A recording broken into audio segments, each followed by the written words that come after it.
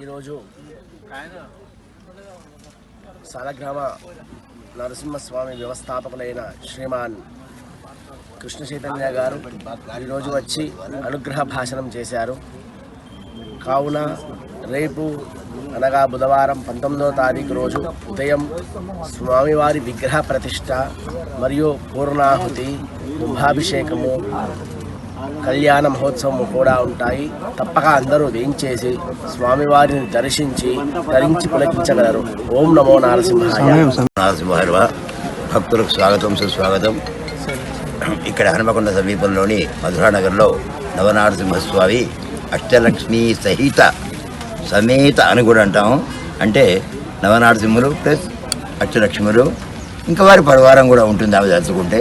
కానీ నేను చెప్పను, జరుగుతున్నప్పుడు చెప్పేవాడు కానీ ముందే చెప్పను నేను. కాబట్టి ఆమె యొక్క ఇష్ట ప్రకారంగా వారి యొక్క స్వామి వారి యొక్క ఇష్ట ప్రకారంగా ఇక్కడ ఆ పెరవాళ్ళు నాకు మీకు చెప్పిన విషయం నిమిత్తమే ఇక్కడ ఏం చేశారు. స్వామివారి యొక్క విగ్రహ ప్రతిష్ఠ జరుగుతుంది. కాబట్టి భక్తులందరూ కూడా స్వాగతం, సుస్వాగతం. అయితే ఒకటి నేను చెప్పేది ఏంటంటే, తల్లి గర్భము నుండి ధనము తీయడముడు వెళ్ళిపోయేడు నాడు వెంటరాదు, 6 బిడ్డలు వెంటరారు, అన్నదమ్ములు ఆదుకోరు, ఐశ్వర్య వరము నిన్నంటి ఉండకపోదు అన్నట్టుగా ఏంటంటే స్వామి సంకల్పం, స్వామి ఆదేశం, స్వామి యొక్క ఆజ్ఞే నేను శిరసా వహించి ఈ యొక్క నిర్మాణానికి కోరుకున్నాను. ఇక్కడ ఏం చేశాడు అంటే వారి దగ్గరికి వచ్చాను. వారు నాకు ప్రభువు, వారికి నేను దాసుణ్ణి. వారితో పాటు మీరందరూ కూడా దాసులే.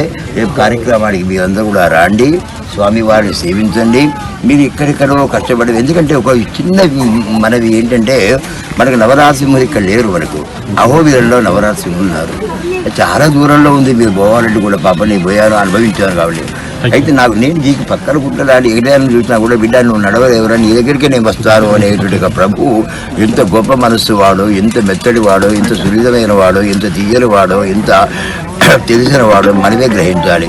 అందువల్ల మనకు స్వామివారు నవనారసింహస్వామి అవతారుడై అష్టలక్ష్మి సమేతుడై ఇక్కడ చేశాడు. కాబట్టి మనందరూ కూడా ఎంతో ఫలప్రదాయము, శుభదాయకము.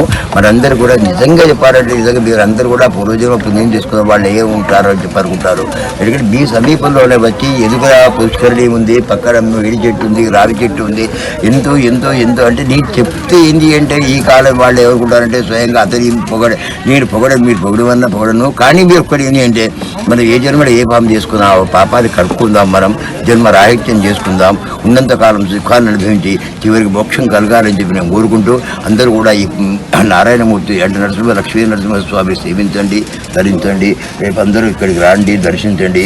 మీ అందరికీ స్వాగతం, సుస్వాగతం. ఓం నమో శ్రీ లక్ష్మీ సింహాయ నమః. జగదాచార్యులు శ్రీమద్ పరమహంస పరివ్రాజకాచార్య శ్రీ శ్రీ శ్రీ తిదండి చినసీమన్నారాయణ రామానుజీయ స్వామి వారి పరిపూర్ణమైన మంగళాశాసనాలతో ఈ యొక్క మధురానగర్ ఈ గుట్టపై శ్రీమాన్ సేనాపతి రంగాచార్యుల గారికి ఆ స్వామివారి కళ్ళలో వచ్చేసి ఇక్కడికి నేను వేంచేస్తున్నానని స్వప్నంలో చెప్పడం జరిగింది. ఆ సందర్భంగా వారు ఇంత క్రితం మొదటి నుంచి ఒక గుట్టపైనే ఈ లక్ష్మీనరసింహ స్వామివారిని సంకల్పించుకున్నారు. కానీ స్వప్నంలో వచ్చి చెప్పారట, ఈ స్థలంలో నేను వేంచేస్తాను. ఎందుకంటే ఇది వాస్తురీత్యా కూడా ముందు చక్కగా పుష్కరిణి అంటే చెరువు ఉంది, దాని వెనుకనే పశ్చిమ భాగంలో ఒక గుట్ట. ఈ గుట్టను ఈ విధంగా తయారు చేసి దీనిపైన ఆలయ నిర్మాణం చేశారు. ఒక లక్ష్మీ నృసింహస్వామి అనుకున్నారు, కానీ ఆ స్వామి అనుగ్రహంతో అష్టలక్ష్మీ సమేత నవనారసింహ కూర్మాచల లక్ష్మీ నృసింహస్వామి వారు ఏం చేశారు, ఈ ప్రాంత సంరక్షణ కొరకు, ఈ యొక్క లోక కళ్యాణార్థము, విశ్వశాంతి అర్థము ఈ హనుమకొండ సమీపంలో ఉన్న వారందరినీ కూడా రక్షించడం కొరకు ఆ అష్టలక్ష్మి సమేతుండై నారసింహుడుగా లక్ష్మీ నృసింహస్వామి వారు ఈ యొక్క స్థలం పూర్వం రూపంలో ఉంది కాబట్టి కూర్మాచల లక్ష్మీ నృసింహుడుగా దీనికి ప్రఖ్యాతి. ఇక్కడికి ఎవరైతే వచ్చి దర్శనం చేసుకుంటారో వారికి సమస్తమైనటువంటి ఒక అరిష్టాలన్నీ కూడా తొలగిపోతాయి.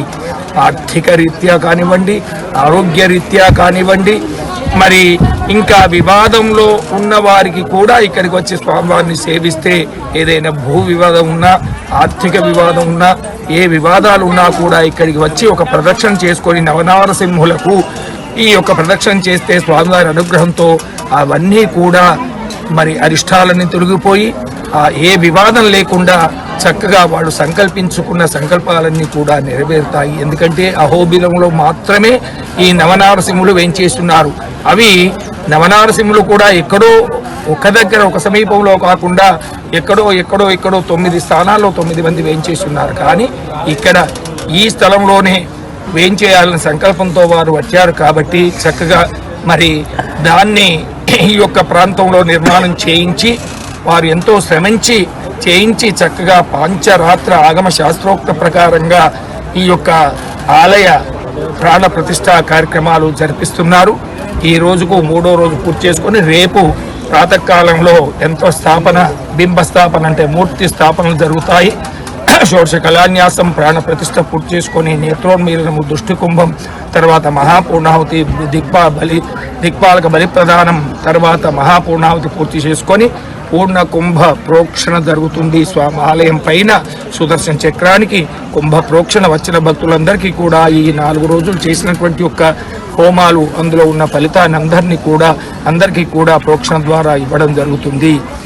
కాబట్టి రేపు తప్పకుండా భగవద్బంధువులందరూ కూడా ఈ ప్రతిష్టా మహోత్సవంలో పాల్గొని ప్రథమ ఆరాధన తర్వాత స్వామివారిని దర్శించుకొని తీర్థ ప్రసాదం స్వీకరించి మీ అరిష్టాలన్నీ కూడా తొలగించుకొని మీ సంకల్పాలన్నీ కూడా నెరవేర్చుకొని ఆ లక్ష్మీ నృసింహస్వామి భగవత్ కృపకు పాత్రలు కావాలని భక్తులందరికీ సూచన చేస్తున్నాం. జై శ్రీమన్నారాయణ. గోవర్ధనగిరి జగన్నాథాచార్యులు